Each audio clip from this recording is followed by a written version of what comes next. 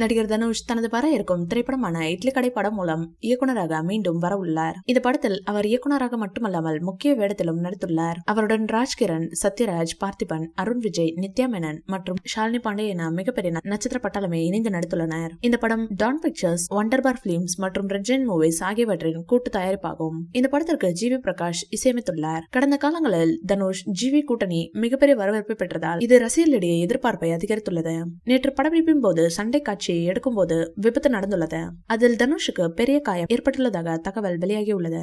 Dhanush dupe இல்லாமல் நடித்ததாகவும் ரிஸ்கான stunt செய்ததாகவும் கூறப்படுகிறது. இதில் அவருக்கு பலத்த காயம் ஏற்பட்டதால் படப்பிடிப்பு நிறுத்தப்பட்டது. நடிகர் தனுஷ் சிகிச்சைக்காக அமெரிக்கா சென்றுள்ளதாக கோலிவுட்டில் தகவல் பரவி வருகிறது. காயத்தின் தன்மை குறித்த தகவல் விவரங்கள் இன்னும் வெளியாகவில்லை.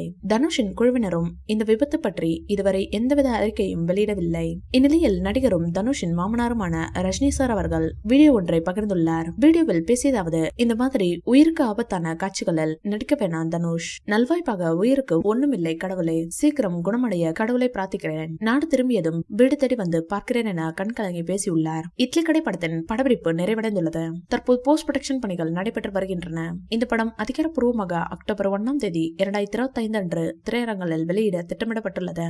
இந்நிலையில் படத்தின் ப்ரமோஷனின் ஒரு பகுதியாக படத்தின் முதல் சிங்கிள் பாடல் ஜூலை 27 அன்று தனுஷின் பிறந்த நாளுக்கு சற்று முன்னதாக வெளியிடப்படும் என்று தயாரிப்பு குழு அறிவித்துள்ளது. சிறந்த நடிகர்கள், அனுபவம் வாய்ந்த இசையமைப்பாளர் மற்றும் நடிகர் தனுஷ் இயக்கத்தில் தயாராகியுள்ள இட்லி கடை ஒரு சிறந்த படமாக இருக்கும் என்று எதிர்பார்க்கப்படுகிறது. இந்த வீடியோ பிடிச்சிருந்தா லைக் பண்ணுங்க, ஷேர் பண்ணுங்க, எங்க சேனலை சப்ஸ்கிரைப் பண்ணுங்க.